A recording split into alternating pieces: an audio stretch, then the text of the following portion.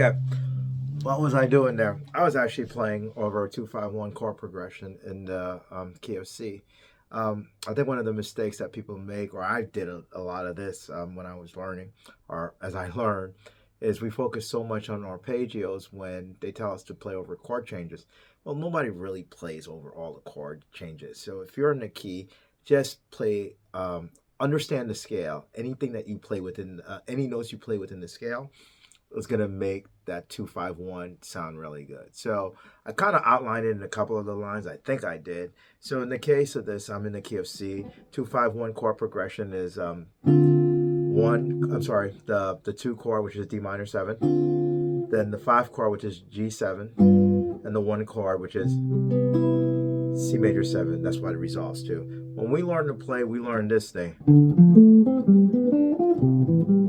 which is the 1, the flatted 3rd, the 5, and the flatted 7. So that's basically the arpeggio for the minor 7. So in this case, the D minor 7. So D, F, A, and C. And then we have the next chord, which is the 5. We learn this. 1, 3, 5, and then flatted 7. So in this case, that's G, B, C, F. And then the last is C, E, G, B. So those 4 notes, tend to be what we end up focusing on when we're playing and trying to play over the changes. It becomes boring. You want to kind of outline it, but you want to get a little bit outside of the box a little bit. You'll notice one of the things I like to do is put, these are just intervals, just something to break the monotony of that pattern of like,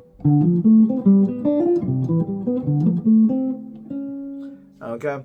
So hit the wrong notes like I did from time to time. Just kind of let your ears guide that. So all I did at the beginning, again, I was just playing over a 2-5-1 in the key of C, focusing on the chord tones and really trying to get melodies going rather than focusing on just the chordal structure, because there's basically 3 chords that you're playing, no substitutions, nothing of that nature. So anyway, just a different approach. Learn the arpeggios so you kind of know where the notes are, really learn the scale, kind of know the keys that you're in, and go a little bit outside of the box as you're playing over that, because there's so much written over 2-5-1s, and if you listen to people, everybody has a different way of playing over them. The primary way is to try to start learning more arpeggios, then you kind of chromaticize things. But at the end of the day, let your ears guide you and take you to the right note, or at least what you're feeling at that point in time. Thank you for watching. Practice, practice, practice, and have a great week. Bye now.